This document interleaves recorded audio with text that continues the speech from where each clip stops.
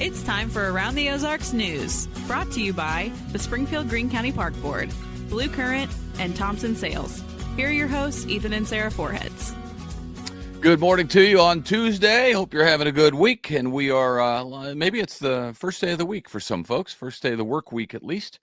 So welcome to the world, and let's do some news. All right. President Trump quickly got to work following his swearing-in ceremony yesterday. He is the first president to be elected to 2 non-consecutive terms since the 1890s. So that is unique. In his inaugural speech, he declared a national emergency at the southern border. He will reinstitute his Remain in Mexico policy that Biden ended, and said he will declare drug cartels who are bringing in deadly drugs, including fentanyl, as terrorist organizations. Yeah. He also signed a series of executive orders and actions, and did so in front of about 20,000 people at the arena indoors where the inaugural parade took place instead of outside.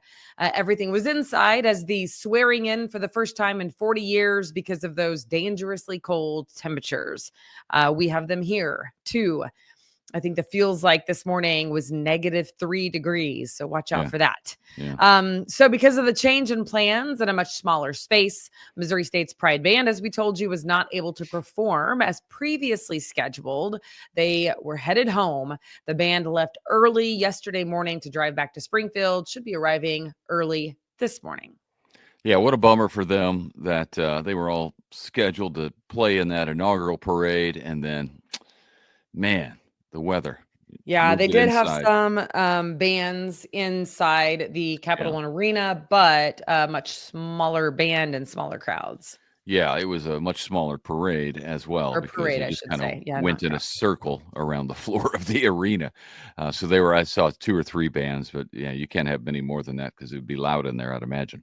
Former president now, Biden, meanwhile, left office under a cloud of controversy and suspicion. A lot of people not happy about this. With just about 20 minutes left as president, he issued blanket pardons to cover any crimes for Anthony Fauci, retired General Mark Milley, former Senator Liz Cheney, members of the January 6th committee, investigative committee, and 5 members of his own family, his siblings and their spouses, which is odd. The pardons went against the advice of prominent Democrats, including Bill Clinton, and even against Biden's own statements.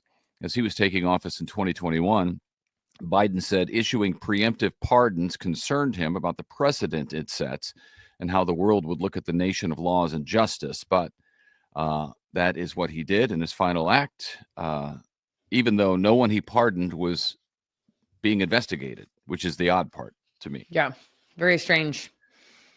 Okay, well, back here in Springfield, we now know who will be on the ballot running for seats on the Springfield Public School Board of Education. Candidates have been certified and turned in at the Greene County Clerk's office, and voters will choose candidates for 2 seats. Candidates are incumbent board member Kelly Byrne, Sarah Huff from Bass Pro Shops, David Myers from Ozarks Aero Works, and volunteer Gail Smart. So 2 seats to be filled. The election is April 8th. Yeah, it's coming up. I'm ready for April. I don't know about you. 33 big cats were just moved from Florida to an animal sanctuary in Arkansas. The cats are now being housed at Turpentine Creek Wildlife Refuge in Eureka Springs.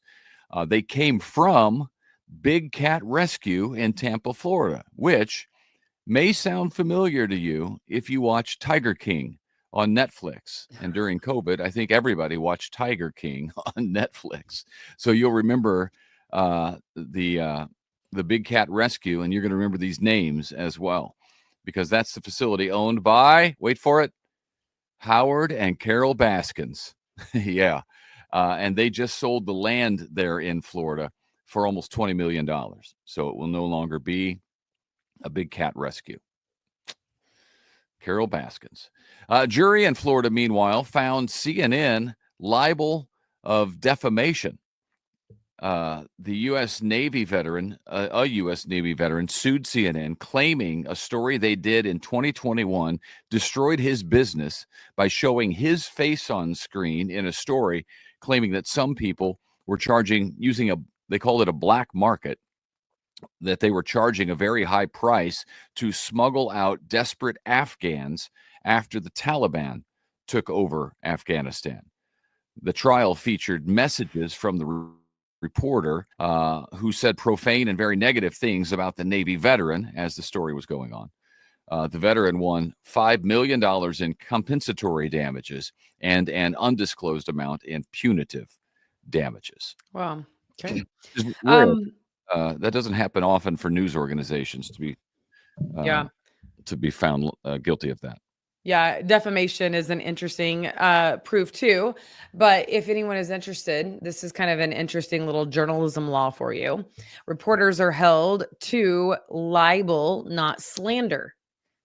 So there you go. Fun little fact for you. You would think that television journalists would be held to slander because it is a spoken word, but you are actually held to what you write, not what you speak out loud. Just in case you flubub your speech, which I've done that before, like where you forget to say the word not, or something. In front of guilty? Well, not that's like a little, I mean, surely you're not going to forget that's a big one. Like I used to. That's a big one. That's a big one. But, you can leave out a word sometimes and not even realize you do it. Such as whatever I call Brightwood Ice Park. Isn't that what I called it last night instead of Brightwood? Yeah, Brightwood. Bright Speed. But I had it written correctly. So there you go. That's the standard. So if you care anything about media law, which I do, I think it's fascinating. That's all. Okay, moving on. Locally based Big Whiskey's is expanding into Florida. It will open its first ever location in Davie, Florida, which is near Miami this month. 3 locations will be coming to Florida in the near future. Big Whiskey's is based in Ozark and now has 18 locations. Okay, good for them. Yes. Good for them. They did have one in Las Vegas for some Oh, is that right? I didn't know they had one there. I don't know if it's still there though. I think it maybe is not, but I'm not positive of that. No doubt this extremely cold weather has you wishing for spring. That certainly has me wishing for spring. Pineapple Whip is ready for it. So it's holding its 11th annual Whip Solstice this week.